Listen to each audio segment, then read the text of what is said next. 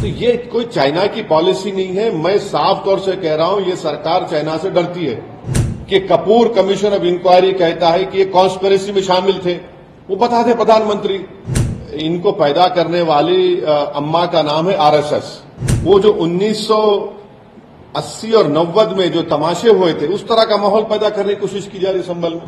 ये क्या लैंग्वेज है मोदी सरकार की? हम स्ट्रांग प्रोटेस्ट लॉन्च कर रहे हैं, फिर आप उनको बोल रहे हैं कि आके भारत में इन्वेस्टमेंट करो, फिर आप चाइना से कह रहे हैं कि ठीक है, हमारा जो इंपोर्ट इम्बैलेंस है चाइना से कंटिन्यू होता रहेगा।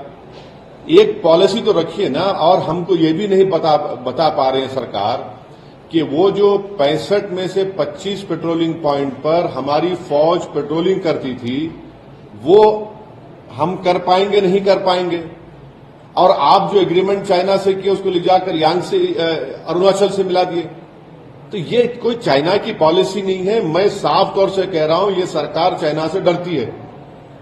आप फिर हम स्ट्रांग प्रोटेस्ट क्या प्रोटेस्ट है? हमारी जमीन पर वो लोग ये एक कंट्रीज बना रहे हैं और डैम बना रहे हैं, और डैम बनाएंगे तो नुकसान किसको होगा?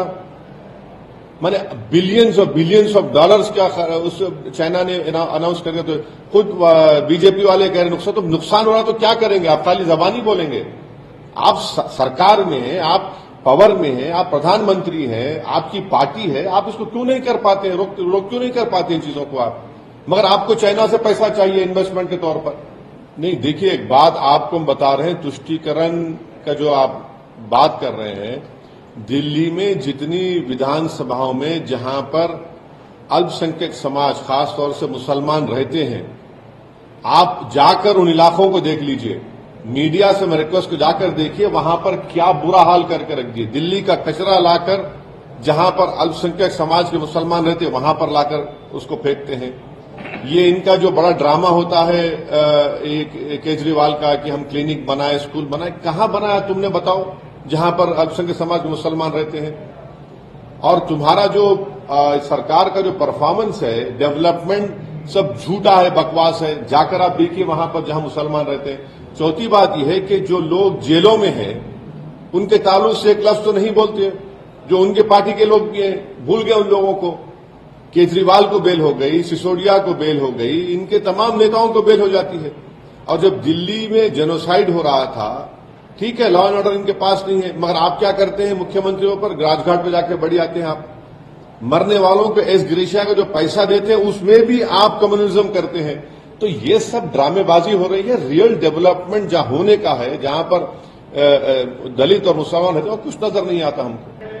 नहीं, हम प्रधानमंत्री से एक ही बात पूछना चाह रहे हैं कि क्या उनकी सरकार कपूर कमीशन ऑफ इंक्वायरी के जो फाइंडिंग्स है, जिसमें चीफ जस्टिस कपूर साहब ने अपनी इंक्वायरी कमीशन रिपोर्ट में कहा कि सावरकर महात्मा गांधी के कत्ल के कॉन्स्पिरेसी में शामिल है, ये प्रधानमंत्री हमको बता दें।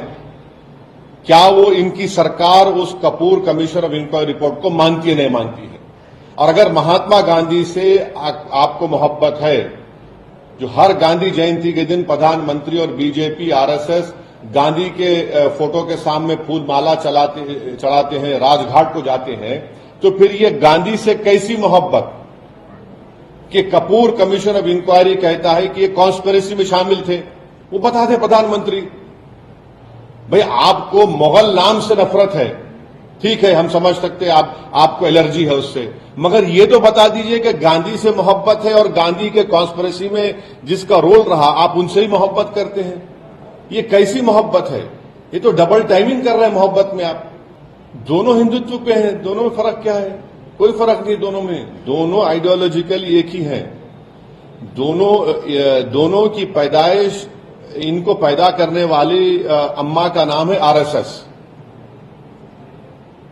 एक को जनसंघ को पैदा किया उन्होंने, बाद में फिर वो 1980 में बीजेपी बनी।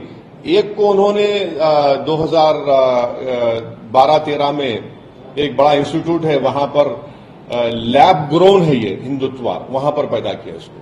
अरे, गोलियां चल के 5 लोगों की मौत हो गई है, बच्चे हैं, छोटे बच्चे, उसमें सीने के ऊपर उनको गोलियां लगी है, को पीठ पे लगी है, और आप क्या कह रहे हैं? पूरा ओपनली आप एक समुदाय के खिलाफ आप जा रहे हैं। क्या ये जेब देता है वहां की एडमिनिस्ट्रेशन को कि आप एक ही समुदाय के खिलाफ जाए? आप इंसाफ करिए। इंसाफ का मतलब तो ये नहीं है कि आप उनको दबाए, उनको डराए। 80 से ज्यादा बच्चों को तो आप पकड़ चुके हैं और एएसआई प्रोटेक्टेड मॉन्यूमेंट है संभल की मस्जिद, और उसके 5 फीट पर आप आउटपोस्ट बना रहे हैं। जरा तो शर्म आनी चाहिए कि तुमको एएसआई का जो कानून है 100 मीटर्स का, उसको पास व लिहाज नहीं है।